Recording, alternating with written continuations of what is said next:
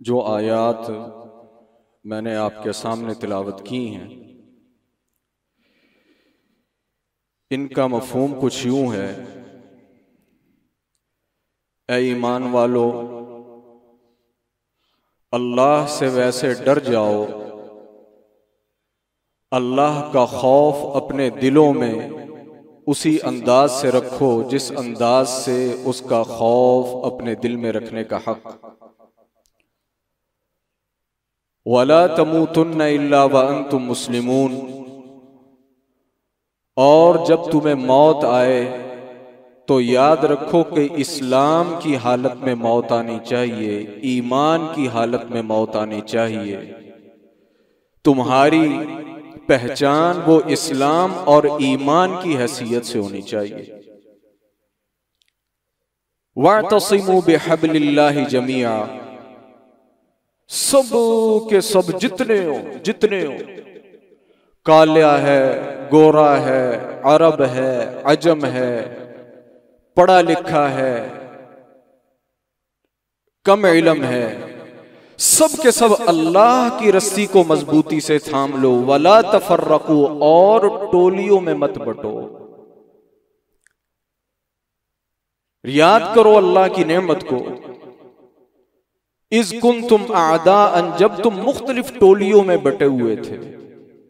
सारे ही कुरैशी थे, सारे ही कुरैशी थे और सारे ही अरब थे, लेकिन उनके मुख्तलिफ जत्थे थे, मुख्तलिफ बरादरियां थीं, मुख्तलिफ सरदार थे, जिनका हमेशा काम यही रहता था कि मैंने अपने मुखालिफ को अपने से नीचा दिखाना है, और कोई खैर का काम वो करे भी तो मैंने उसे मनफी गिरदानना है, और अगर वो कोई खैर का काम करे तो मैंने उसके आगे रोड़े अटकाने।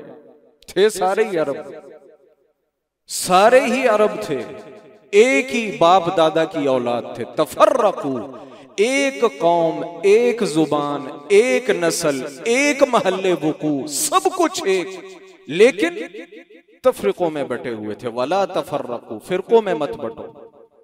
ये अल्लाह रब्बुल आलमीन की कितनी बड़ी नेमत है कि जिसने तुम्हें मुहम्मदुर रसूलुल्लाह नाजिल करके अल्लफ़ बैना कुलूबिकुम, तुम सबके दिलों को एक कर दिया। तुम्हारी यकताई का, तुम्हारी वहदानियत का अब निशान एक ही है, क्या? कि हम जितने हैं हम सब मोमिन हैं, मुसलमान हैं और मुवाहिद हैं। किसी का ज़हन इस तरफ जाता ही नहीं। अगर कोई जाए भी तो इंसान खुद औज़ु बिल्लाह पढ़ लेता है कि इसका फलां कबीले से ताल्लुक है, इसका फलां सरदार से इसकी हमदर्दियां, ये चीजें हमने खत्म कर दी। ये कितनी बड़ी नेमत है। और फ़अस्बहतुम बिनिअमतिही इख़वाना, कहाँ तुम आपस में लड़ते झगड़ते थे, रातों को सुकून की नींद नहीं आती थी कि कहीं को दुश्मन शब खून ना मार दे, कहीं ये साथ वाला कबीला कहीं आकर रात को हर चीज बिगाड़ ना दे। हमने तुम्हें अमन, इत्मीनान और सुकून दिया। व कुंतुम अला शफा हुफ़रतिन मिनन नार, उससे बढ़कर सब जहन्नम के रास्ते पर थे, हमने तुम्हें जहन्नम के किनारे से वापस कर दिया। अब करना क्या है? वल तकुम मिनकुम उम्मतुन यदऊना इलल खैर, बस नहीं करनी। अब एक जमात ऐसी तैयार करो जो अमर बिल मारूफ करे, नहीं अनिल मुनकर करे, और यही लोग फला पाने वाले हैं। इन आयात की जितनी तफसील आप कर सकते हैं, समझ सकते हैं, इन अल्फाज की रोशनी में आप इसे खुद बना लें। अल्लाह रब्बुल आलमीन ने हम सबको मोमिन और मुवाहिद बनाया है, और यही हमारी पहचान है, और यही हमारी फलाह है, और इसके अलावा हमारी कोई पहचान नहीं है। लेकिन ये दुनिया है, दुनिया में बेशुमार मामलात और बेशुमार चीजें हैं, और अल्लाह के रसूल सल्लल्लाहु अलैहि वसल्लम ने और कुरान करीम ने उन तमाम के मुतालिक हिदायत में बयान फरमाई।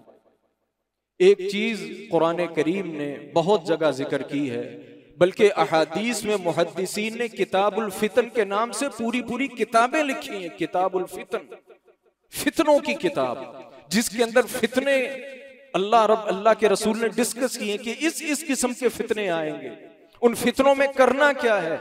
उन फितनों का ताल्लुक अपनों से भी है, उन फितनों का ताल्लुक परायों से भी है, उन फितनों का ताल्लुक बीमारियों और आफात से भी है, उन फितनों का ताल्लुक क़यामत के करीब आने वाली निशानियों से भी है।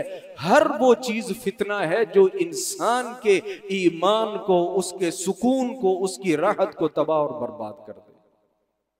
फितना लुगत में किसे कहते हैं? अल इख्तिबार वल इम्तिहान। इम्तिहान को, परेशानी को अरबी के अंदर फितना कहते हैं।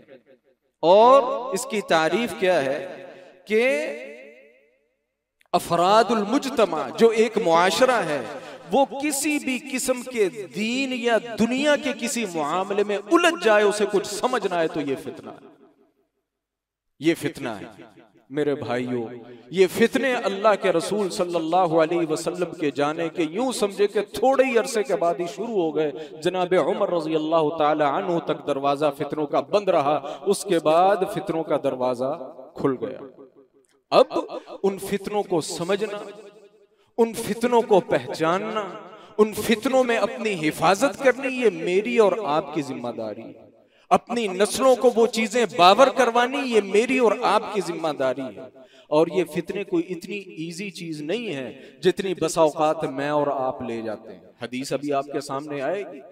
अल्लाह के रसूल सल्लल्लाहु अलैहि वसल्लम यस्तईज़ु बिल्लाहि मिनल फितनी दुबुरा कुल्ल सलाह। अल्लाह के रसूल सल्लल्लाहु अलैहि वसल्लम जैसी शख्सियत खुद भी हर नमाज के बाद फितनों से पनाह मांगती थी। तसव्वुर करें, जब फितनों से नबी पनाह मांगे तो मैं और आप कहां हैं? क्योंकि फितना, इम्तिहान, वो तो कोई नबी भी उससे दो चार हो सकता है ना। अंबिया फितनों में दो चार हुए, आजमाइशों में दो चार हुए। अल्लाह के रसूल क्या दुआ करते थे? अल्लाहुम्मा इन्नी अऊज़ु बिका मिन अज़ाबिल क़ब्र। ऐ अल्लाह, मुझे कब्र के अजाब से महफूज फरमा। ऐ अल्लाह, मुझे कब्र के अजाब से महफूज फरमा, मुझे दज्जाल के फितने से महफूज फरमा। व अऊज़ु बिका मिन फितनतिल महया वल ममात। मुझे जिंदगी के अंदर भी आने वाले किसी भी फितने से महफूज फरमा, और मौत के वक्त भी किसी भी किस्म के फितने से महफूज फरमा।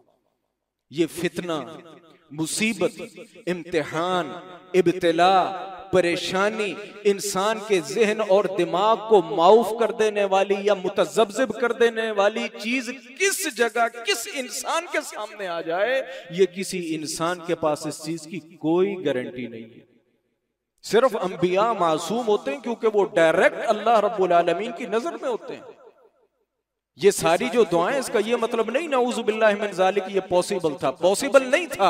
अगर कहीं कोई फितना आया भी तो अल्लाह के रसूलों को जो है वो फौरन अल्लाह रब्बुल आलमीन उससे प्रोटेक्शन दे देते, फरिश्ते आ जाते हैं, वही आ जाती है। ये सब कुछ अल्लाह के रसूल को सिखाया गया मुझे और आपको बताने के लिए कि किसी घुमंड में नहीं रहना, किसी भूल और चूक में नहीं रहना। कहां किस वक्त तुम, कौन सी चीज तुम्हारे दीन को बर्बाद कर दे, तुम्हारी दुनिया को बर्बाद कर दे, तुम्हारे ईमान को बर्बाद कर दे, तुम्हारे सुकून को बर्बाद कर दे, तुम्हारे अमन को बर्बाद कर दे, तुम्हारे मुल्कों को बर्बाद कर दे, इस चीज की गारंटी किसी इंसान के पास एक जर्रे की और एक मिनट की नहीं।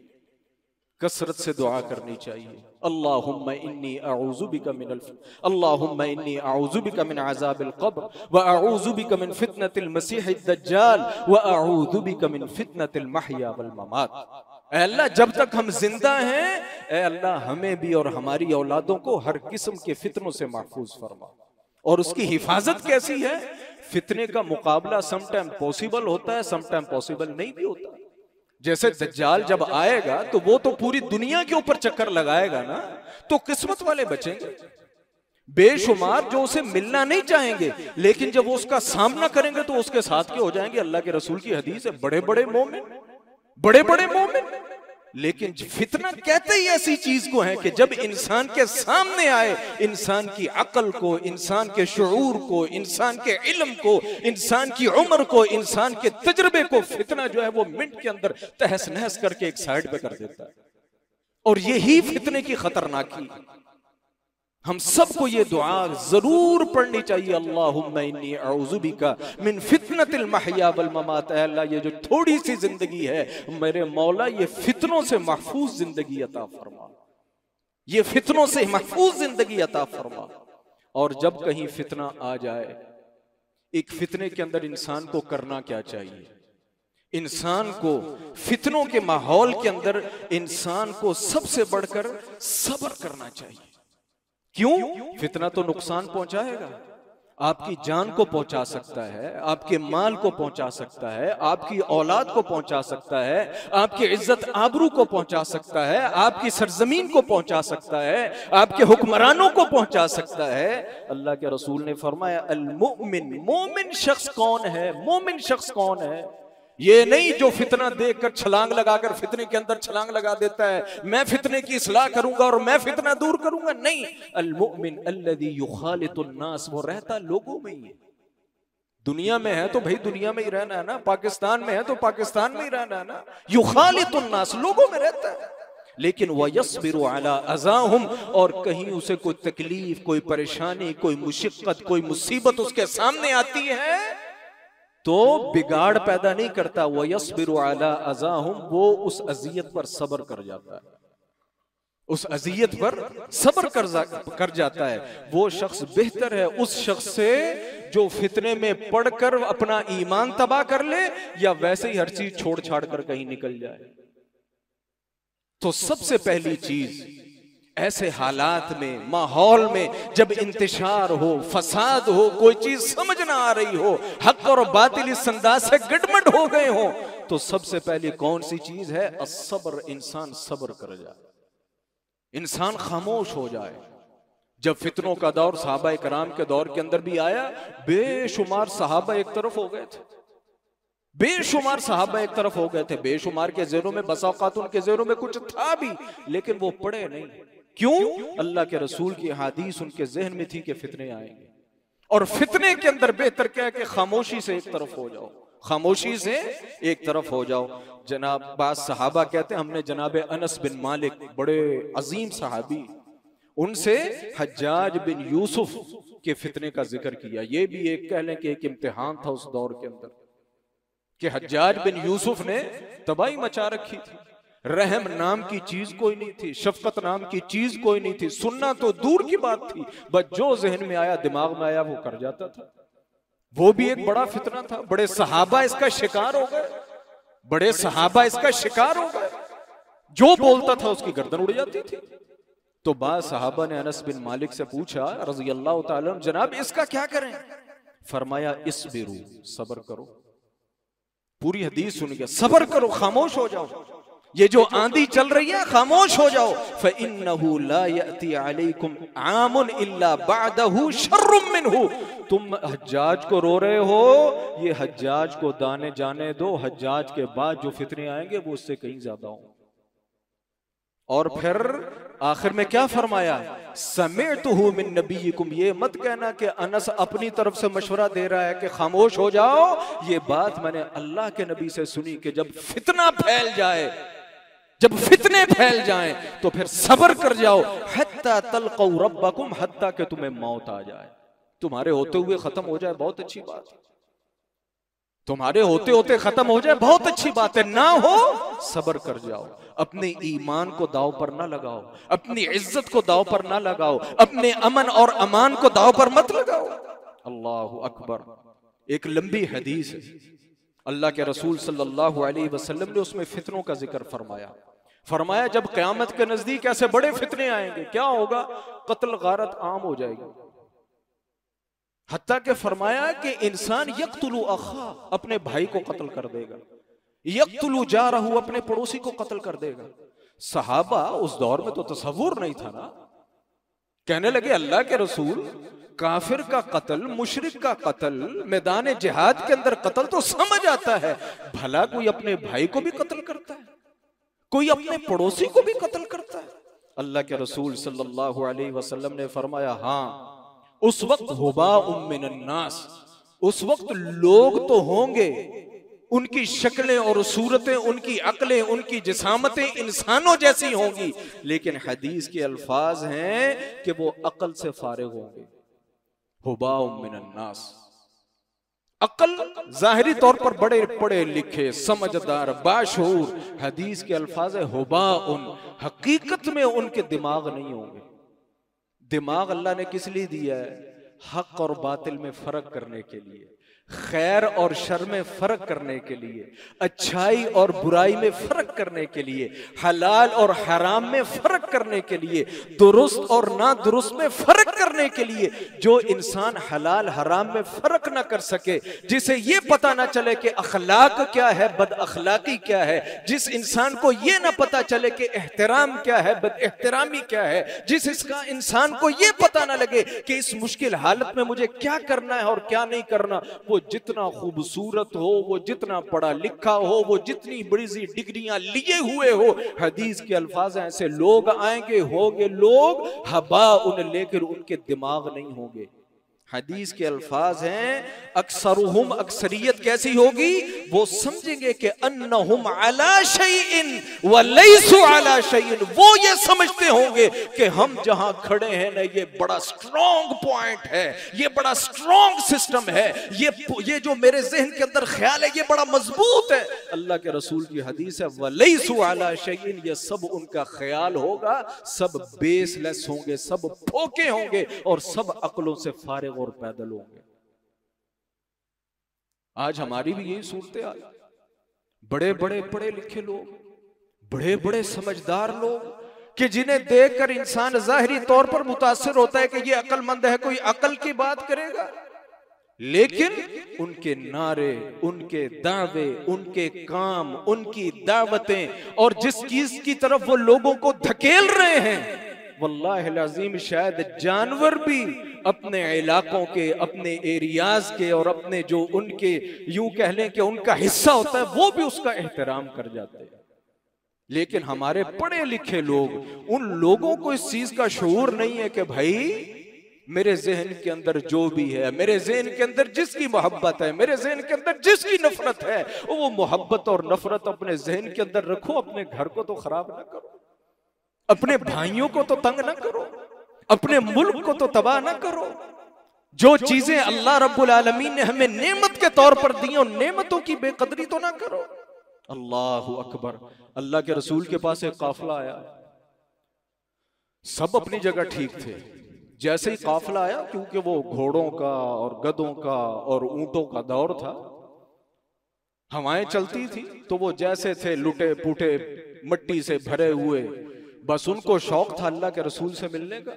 जैसे ही उतरे सारे ही दौड़ते मस्जिद नबवी में आ गए, उनका शौक था। एक बंदा नहीं आया। अल्लाह के रसूल तो देख रहे थे ना, वो मस्जिदें कौन सी ऐसी, वो खुला ही सिस्टम होता था, अल्लाह के रसूल देख रहे थे, सारे आ गए, एक नहीं आया। हदीस के अल्फाज हैं, वो उतरा, सवारी बिठाई, साइड पे जाकर बांधी, अपने सामान की तरफ गया, सामान खोला, सामान से अपने बेहतरीन कपड़े निकाले, पुराने कपड़े उतारकर उसमें डाले, साफ कपड़े पहने, अपने बाल शाल सीधे किए, सुबह से आखिर में को 5, 10, 15 मिनट के बाद अल्लाह के रसूल के पास आ गए। ये नहीं कि अल्लाह के रसूल ने दूसरों को बुरा कहा, उसका नाम अशज अब्दुल कैस था। अल्लाह के रसूल सल्लल्लाहु अलैहि वसल्लम ने उसे पॉइंट आउट करके कहा कि अशज इन्न फीका खसलतैन, तुझे अल्लाह ने जो दो खसलतें दी है ना, ऐसी हैं युहिब्बुहुमुल्लाह, ये अल्लाह को बड़ी पसंद है। वो तो हैरान हो गया, कहा अल्लाह के रसूल वो कौन सी? फरमाया अल हिल्म वल अनात, एक बुर्दबारी और दूसरा सब्र। एक बुर्दबारी और दूसरा सब्र, जिससे आज हमारी पूरी कौम इल्ला माशाअल्लाह फारिग है। हम जैसा जज्बाती, हम जैसा उछल कूद करने वाला, हम जैसा बयानबाजी करने वाला, हम जैसा बगैर सोचे समझे स्टेप लेने वाला शायद दुनिया में कोई और हो। अल हिल्म वल अनात, ये दो सिफतें अगर इंसान अपने अंदर पैदा कर ले, मैं कहता हूं वो बीवी बच्चों का रिलेशन हो, वो वालिदैन और औलाद का रिलेशन हो, वो इंसान का अपने रिश्तेदारों के साथ हो, वो एक ताजिर का अपने ग्राहकों के साथ हो, वो एक हुक्मरान का अपने अवाम के साथ हो। अल हिल्म वल अनात, अल्लाह के रसूल ने पूरी दुनिया की हिकमत और दानाई को इन दो चीजों के अंदर बंद करके रख दिया। अल्लाह को ये सिफतें बड़ी पसंद है, अल हिल्म वल अनात, एक बुर्दबारी और दूसरा सब्र। कोई भी मसला बन जाए, जो मर्जी हो जाए, इंसान जो है वो आग बगोला नहीं हो। अल हिल्म, इंसान के अंदर बुर्दबानी होनी चाहिए, सब्र होना चाहिए कि इंसान सोचे समझे खामोश हो जाए। वल अनात, इंसान आराम करे कि मुझे क्या करना है क्या नहीं करना। ये अल हिल्म वल अनात जो है, ये ऐसी सिफतें हैं, अल्लाह के रसूल ने फरमाया ये अल्लाह को बड़ी पसंद है। अब ये हम में से हर इंसान अपनी जगह सोचे, क्या मुझ में हिल्म पाया जाता है, बुर्दबारी पाई जाती है, सब्र पाया जाता है, आराम पाया जाता है? कोई मसला हो जाए मैं खामोश हो जाता हूं या फौरन रिएक्शन करता हूं, या रिएक्शन के अंदर आकर कोई जो वो सही हो या गलत हो फौरन रद्द अमल देता हूं। अल हिल्म वल अनात, अपने अंदर हिल्म पैदा करें, अपने अंदर बुर्दबारी पैदा करें। आप सच पर हैं तब भी, गलत हैं तब भी याद रखें, तब भी याद रखें। जनाब उस्मान रजी अल्लाह तआला अन्हु का वाक़या हम सब के लिए इसके अंदर सबसे बेहतरीन रोल मॉडल मिलता है।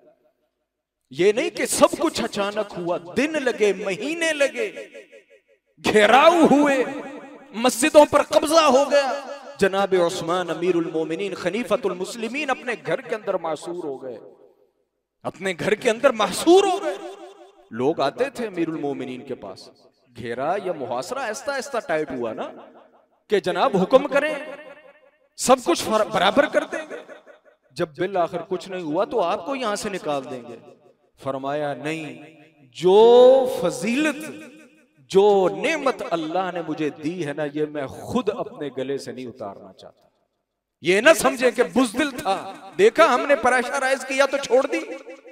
और दूसरी रह गई बात मुकाबले की, ये मदीनतुन नबी है, मैं ये नहीं चाहता तारीख के अंदर कहीं ये लिखा जाए कि उस्मान की बिना पर अल्लाह के नबी के शहर के अंदर खून रेजी हो गई, खून बह गया। मुझे मारना चाहते हैं ना, कोशिश तो ये समझ जाए, नहीं समझेंगे मुझे मारकर खुश हो जाएंगे। मैं खून बहाना नहीं चाहता, हाँ मेरा कोई बह जाए तो ये और बात। अल हिल्म वल अनात, अल हिल्म वल अनात, अपने अंदर हिल्म पैदा करें, अपने अंदर बुर्दबारी पैदा करें।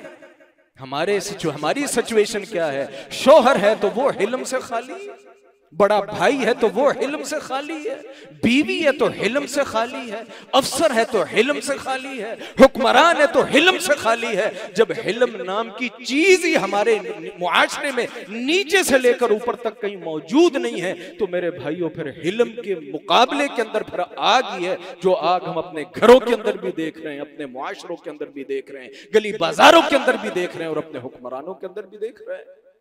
और उसका नुकसान कौन उठा रहा है? याद रखें, उम्मत मुस्लिमा, ये बात याद रखें, ये बात याद रखें। लोग कहते हैं तोती की आवाज, मैं कहता हूं तोती की आवाज भी बहुत बड़ी होती है, हमारी आवाज की तो हैसियत ही कोई नहीं। इसका खमियाजा उम्मत मुस्लिमा उठा रही है, इसका खमियाजा ये प्यारा मुल्क पाकिस्तान उठा रहा है। इसकी जग हंसाई पूरी दुनिया के अंदर हो रही है, पूरी दुनिया के अंदर मजाक वो पाकिस्तान का उड़ाया जा रहा है, पूरी दुनिया के अंदर मजाक इस्लाम का उड़ाया जा रहा है। और बेवकूफियां हमारी अपनी, जहां बड़े भी शामिल हैं, जिसके अंदर छोटे भी शामिल हैं। अल्लाह रब्बुल आलमीन सबको हिदायत नसीब फरमाए। अल हिल्म वल अनात, मेरे भाई अपने अंदर हिल्म पैदा करें, अपने अंदर बुर्दबारी पैदा करें, अपने अंदर सब्र पैदा करें। अल्लाह के रसूल के पास लोग आए, आपने फितरों का जिक्र किया, फरमाया ऐसे फितरे आएंगे, हुक्मरान आएंगे, लोगों को कोड़े मारेंगे उनकी पीठों पर, उनका खून चूसेंगे। सहाबी ने पूछा अल्लाह के रसूल फिर क्या करें? खुरूज करें? फरमाया खुरूज नहीं करना। क्या करें? फरमाया कि जब तक वो ईमान का नाम लेते हैं, जब तक वो इस्लाम का नाम लेते हैं, वो जुल्म भी करें तो सब्र कर जाना, तुम्हारा खून भी चूसते हैं तो सब्र कर जाना, उनके खिलाफ बगावत मत करना, अपने गली मोहल्लों और कूचों को, अपने मुल्कों को बर्बाद मत करना। क्यों? कि ये तो अपना है ना, जो कर रहा है सो कर रहा है, एक हिसाब से कर रहा है। अगर ये चला गया तो जो पराए आएंगे ना, जो चीज है वो भी बाकी नहीं रहेगी। और इसकी मिसाल करीब भी दी जा सकती, थोड़ी सी बईद चले जाते हैं। लीबिया को देख लें, इराक को देख लें, आप तो ज्यादा इस मामले के अंदर बेहतर जानते हैं। जिस सद्दाम हुसैन को कत्ल किया, मैं तारीफ नहीं कर रहा, जैसा था बुरा होगा, जहन्नुमी होगा, अल्लाह जानता है, बुरा होगा, जालिम होगा, ज़ानी होगा, शराबी होगा, बहुत कुछ होगा। अपनी आंखों से लोगों को उसे कत्ल करते हुए वीडियोस देखी, उसके मुजस्समों को गिराते और जलाते हुए वीडियोस देखी। और बीबीसी पर सेम, शायद साल गुजरा था कि नहीं गुजरा था, बीबीसी ने एक वीडियो चलाई जहां उस सद्दाम हुसैन का मुजस्समा था। लोग वहां धाड़े मार मार कर रो रहे थे, सद्दाम तू ही वापस आ जा। लेकिन अब सद्दाम वापस नहीं आए। अब कौमों की मुकद्दर के अंदर जिल्लत, तबाही, बर्बादी, रुसवाई और जो कुछ हो रहा है हम तसव्वुर नहीं कर सकते। खुदा की कसम तसव्वुर नहीं कर सकते। लीबिया के अंदर जो कुछ हो रहा है हम तसव्वुर नहीं कर सकते। और इसके अंदर जहां हुक्मरान मुलव्विस होते हैं, याद रखें अकेला जरदारी कुछ नहीं कर सकता, अकेला नवाज शरीफ कुछ नहीं कर सकता, अकेला इमरान खान कुछ नहीं कर सकता, कोई भी दुनिया का सियासी लीडर अकेला कुछ नहीं कर सकता। हम जैसे किराए के बेवकूफ टट्टू उनके आगे लगकर अपने मुल्क को तबाह कर जाते हैं, अपनी कौम और अपने मुल्क की हर चीज को बराबर कर जाते हैं। यार को बंदा इतना तो सोचे कि आप हमें हुक्म तो दे रहे हैं, अच्छी बात है, एहतजाज अच्छी बात है, एहतजाज की इस्लाम इजाजत देता है, लेकिन उसके कोई रूल रेगुलेशन भी बताता है। हमारी अखलाकियात किधर गई, हमारी समझ और हमारा शूर किधर गया? अल्लाह अकबर। उम्मत मुस्लिमा को जितनी हमारी बेवकूफ हरकतों ने नुकसान पहुंचाए, याद रखें तारीख के अंदर शायद ही किसी कौम को किसी ने नुकसान पहुंचाया। चंद हुक्मरान मिलते हैं कि जिन्होंने अक्लमंदी का कहीं सबूत दिया, वरना अल्लाह अकबर टाइम खत्म हो गया। आपको मैं तारीख से मिसालें देता, यकीन करें दिल खून के आंसू होता। एक तरफ तातारी, ये चीन की रियासतें, चीन से आके ये ताजिकिस्तान, उज्बेकिस्तान और ये अफगानिस्तान और ये ईरान, ये ख्वारिज़म की रियासतें। उससे आगे बगदाद, यूं कहने के इस्लाम था कि उधर से यूरोप को छू रहा था, उधर तातारियों के यूं कहने के दुनिया के इस हिस्से को छू रहा था। तातारी बड़े अरसे से आराम से बैठे थे, बड़े अरसे से आराम से, कोई समझ नहीं आ रही थी क्यों। इस्लाम की ताकतें थीं, लेकिन वो ताकतें ऐसी ताकतें थीं कि बड़े बड़े खून रेज भी उनकी तरफ आंख उठाते हुए सोचते थे कि अगर छेड़खानी कर दी तो हमारा बनेगा क्या। बताऊं कितनी थी ख्वारिज़म की रियासत।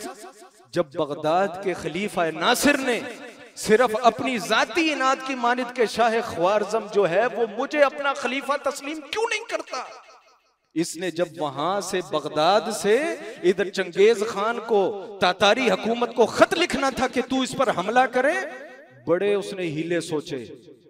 एक हीला सोचा, वक्त नहीं है, लेकिन मसला क्या था कि जब बगदाद की रियासत से जासूस या कोई बंदा निकलकर ख्वारिज़म की रियासत में दाखिल होता था, ख्वारिज़म की रियासत में 4 महीने सफर करके वो तातारी हुकूमत के उधर पास पहुंच सकता था।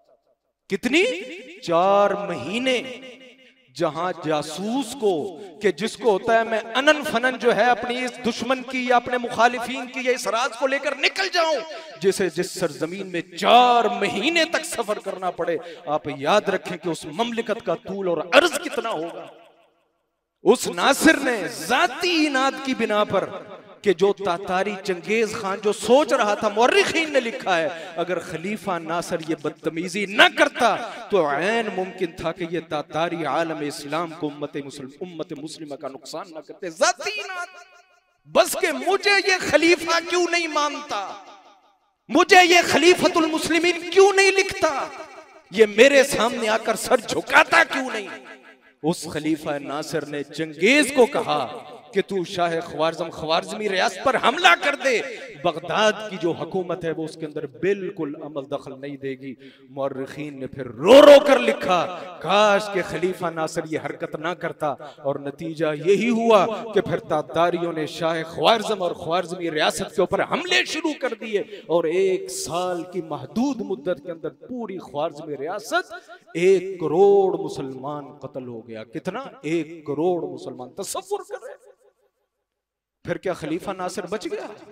नहीं, फिर बगदाद के दरिया भी फिर खून और दरिया भी खूनों के साथ और मकतबों के अंदर जली हुई किताबों के साथ, कहीं से वो सुर्ख थे तो कहीं से वो सयाद थे। अक्ल करें, होश करें।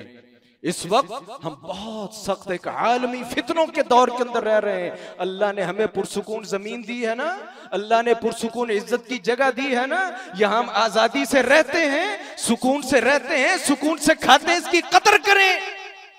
ये अगर कोई फजूली याद कर भी जाता है तो उसकी फजूल बात के ऊपर अमल ना करें, इसका नतीजा बहुत बुरा निकलता है, बहुत बुरा निकलता है। वक्त नहीं कि मैं आपको बताऊं कि उन कौमों के ऊपर क्या बीत रही है। इस मुल्क की कदर करें, इस पाकिस्तान की कदर करें, इस पाक सरजमीन की कदर करें। जहां एक आमी का फर्ज है वहां एक अफसर का भी फर्ज है, वहां एक हुक्मरान का भी फर्ज है कि अपनी झूठी इनाओं, वो झूठी हो या सच्ची हो हमें नहीं पता, कोई ऐसा इकदाम ना उठाए जो इस पाक सरजमीन के लिए, उम्मत मुस्लिमा के लिए नुकसान का बायस हो।